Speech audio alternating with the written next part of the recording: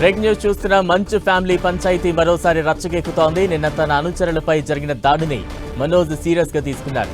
దాడి చేసిన వారిపై చర్యలు తీసుకోవాలని చంద్రగిరి పోలీస్ స్టేషన్లో ఫిర్యాదు చేశారు. దాడికి దిగిన వారిపై వెంటనే కేసు నమోదు చేయాలన్నారు. నిన్నటి పర్యటనలో తన మనుషులను ఇబ్బందులు పెట్టారని మనోజ్ ఆరోపించారు. రంగంపేట రహదారిలో ఏర్పాటు చేసిన తన ఫ్లెక్సీలను తొలగించాలని చెప్పారు. విద్యానికేతన్ వర్సిటీలో జరుగుతున్న అక్రమాలు సరిచేసుకోవాలని చెప్పడమే తాను చేసిన నేరమా అంటూ ఆయన ప్రశ్నించారు. తనకు సహకరించాలని సీఎం నారా లోకేష్ ను ఎలాంటి సహాయం అడగలేదని తెలిపారు. నిన్న తిరుపతిలో మంచు మనోజ్ పర్యటనతో ఉద్రిక్తత చెలరేగింది. మోహన్ బాబు యూనివర్సిటీలోకి మంచు మనోజ్ వెళ్లేందుకు ప్రయత్నించగా పోలీసులు అడ్డుకున్నారు. తన తాత నాయనమ్మ సమాధుల దగ్గర నివాళులు అర్పించేందుకు వెళ్లగా పోలీసులు విద్యానికేతన్ సిబ్బంది అడ్డుకున్నారు. దీంతో విద్యానికేతన్ సిబ్బంది పోలీసులపై మనోజ్ ఆగ్రహం వ్యక్తం చేశారు. వారితో వాగ్వాదానికి దిగారు.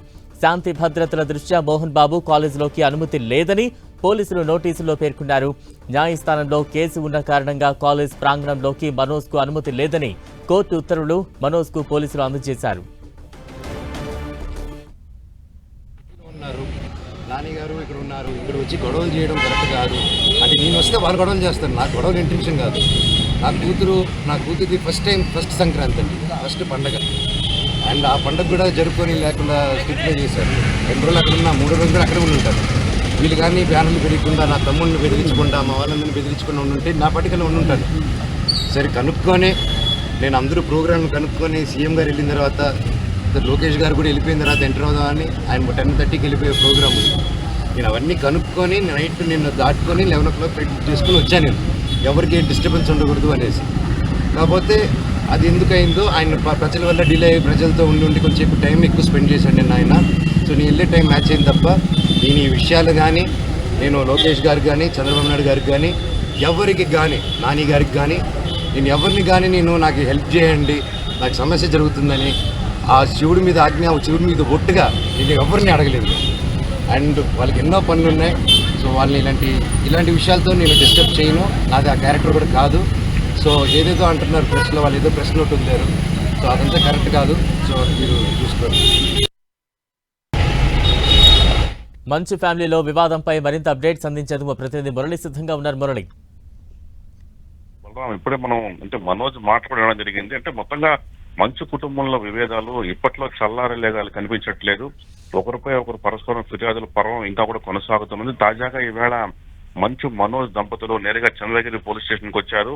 నిన్న జరిగిన ఘటనలపైన వారు పోలీసులకు ఫిర్యాదు చేశారు. ప్రధానంగా నిన్న తాను కేవలం తన అవ్వాతాతల సమాధుల వద్దకు వెళతా అంటే అకారణంగా కొంతమంది వర్సిటీ సిబ్బంది అడ్డుకున్నారని, తన మనుషులపైన దాడికి పాల్పడ్డారని, వారిని తీవ్రంగా గాయపరిచారని, వారిపైన కేసు నమోదు చేయాలంటూ కూడా మంచు మనోజ్ చంద్రగిరి పోలీస్ స్టేషన్ లో ఫిర్యాదు చేశారు. ఫిర్యాదు అనంతరం మంచు మనోజ్ మీడియాతో మాట్లాడడం జరిగింది.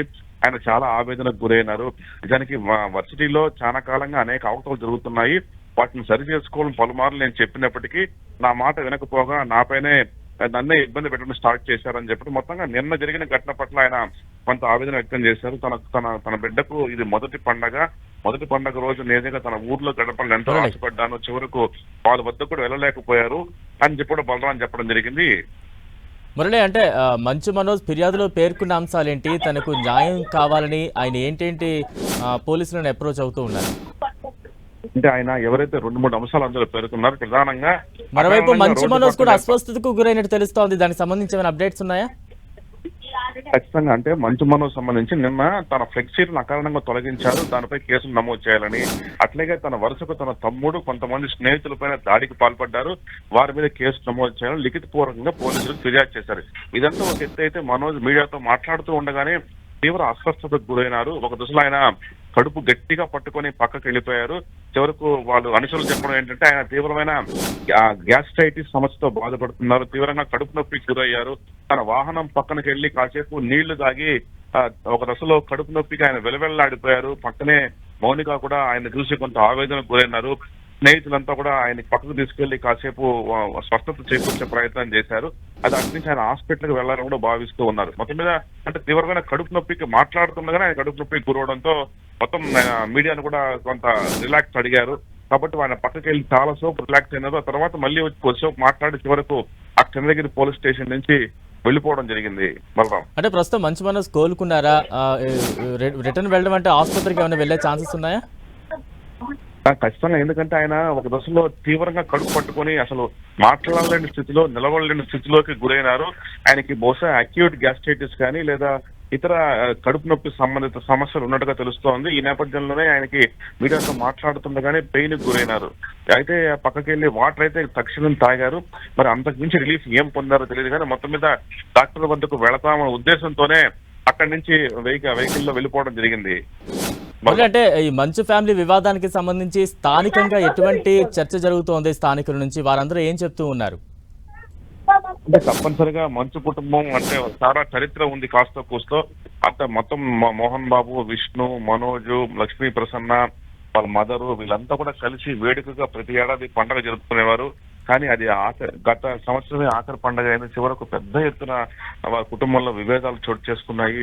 వాళ్ళంతా కూడా వేరే అయిపోయినారు. పోలీసు కేసులు జరిగిన సంగతి తెలిసింది. ఈ నేపథ్యంలో రంగంపేట అట్లాగే వర్సిటీలో కూడా ఇదే అంశం చర్చకు వస్తుంది. ఇట్లాంటి గొడవలు కుటుంబంలో తలెత్తకుండా ఉండాల్సిందని ఒక భావన వ్యక్తమవుతోంది. మొత్తంగా ఇది లీగల్ గా అయిపోయిన అంశం నేపథ్యంలో ఎవరు కూడా నోరు మెదిపే పరిస్థితి కనపడట్లేదు. ప్రధానంగా నిన్న అంటే మంచు మనోజు ఈ విద్యా సంస్థల ప్రాంగణంలోకి రాకుండా ఆదేశాలు ఇవ్వాలని ఆదేశాలు ఇదివరకే విష్ణు తెచ్చుకున్నారు. అదే ఆదేశాలను కూడా నిన్న మనోజ్కు చూపించడం జరిగింది. పవిత్రమైన విద్యా సంస్థలలో గొడవ పెట్టుకునేందుకు అవకాశం లేదు, కోర్టు ఉత్తర్వులు ఉన్నాయంటూ కూడా మనోజ్కు పోలీసులు చెప్పడం జరిగింది. చివరికి తాను గొడవ పెట్టుకోవట్లేదు, కేవలం అవ్వాతాతల సమాధుల వద్దకు మాత్రమే వెళ్తానని ఆయన కొంతవరకు అక్కడ గొడవ చేశారు. చివరి నిమిషంలో ఆయన్ని లోపలికి అనుమతించారు. Right, thank you Murali. ప్రస్తుతం చూస్తూ ఉన్నాం చంద్రగిరి పోలీస్ స్టేషన్లో మంచు మనోజ్ కుటుంబ సమేతంగా వెళ్లి ఫిర్యాదు చేశారు. ఫిర్యాదు చేసిన అనంతరం మీడియా ముందుకు వచ్చి మాట్లాడుతుండగా కొంత అస్వస్థతకు గురైన దృశ్యాలు కూడా మనం చూస్తూ ఉన్నాం.